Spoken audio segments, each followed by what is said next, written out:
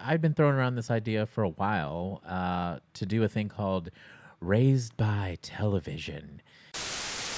And we just kind of get together and talk about some old shit that has inspired us or that we loved, and that's like super nostalgic to us. And Adam actually brought up Beetleborgs. So tell us a little bit about your connection with Beetleborgs. I think you'll be able to better give a synopsis of Beetleborgs itself.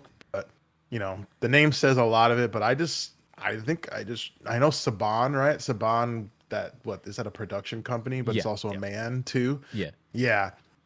So I from being a Power Rangers fan, I feel like most of us, the whole, what is that, like the superhuman senpai kind of like realm of shit and stuff. Yeah. All that stuff is really, really cool. So they did Beetleborgs. I don't know. It was on Fox Kids, like what the fuck? Yeah. It's sick. So you were already watching Power Rangers and then like you saw that, you're like, done. Yeah. So I never actually got on board the Beetleborg train. I remember just seeing clips here and there. So what was it that made it so different from Power Rangers? I'm gonna pass this on because the one thing that really is the most different is their Beatles. Right. Yeah. Straight up Beatles. Yeah. So, I mean, this was the time period of everyone copying everything. Like the Turtles had Street Sharks and 900 other like how do you say that word? Anthropomorphic. Whatever.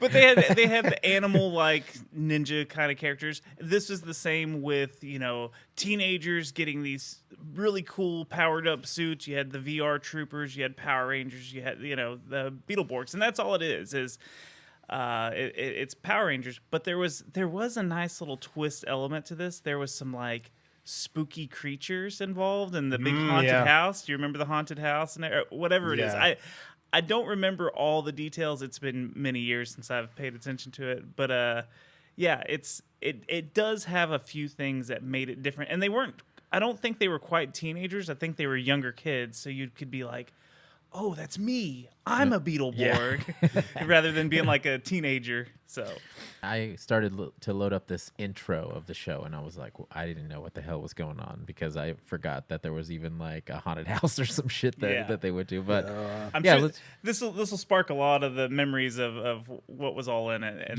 this song is great. Let's just check out this intro to Big Bad Beetleborgs. 3 typical average kids inside a haunted mansion. Just by chance, freed a ghost who made them Beetleborgs. They freed a ghost out of a fucking organ.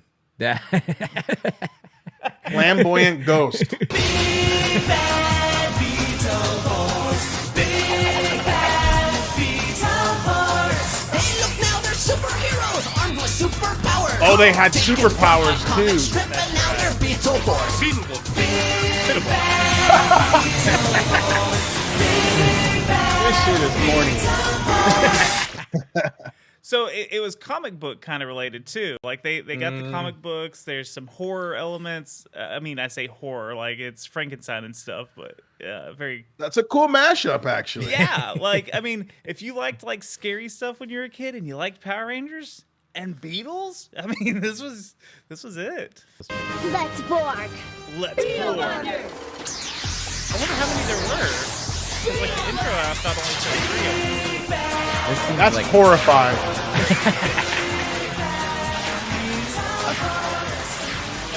It seems like it might be the finale or something. Did they have like a Green Ranger that joined them? He was tight though. We just have to find the Magnivores. That shouldn't be too difficult. We'll take you all on. Yo, that guy on the left with the dreads, hilarious. Then you can go peacefully. I remember the chick in the red. Blue Stinger Borg. You. Yo, that guy was fucking sick.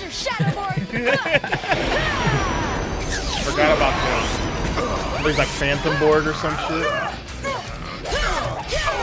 Shadow Laser. I like the comics. Yeah, that is tight. Way ahead of its time.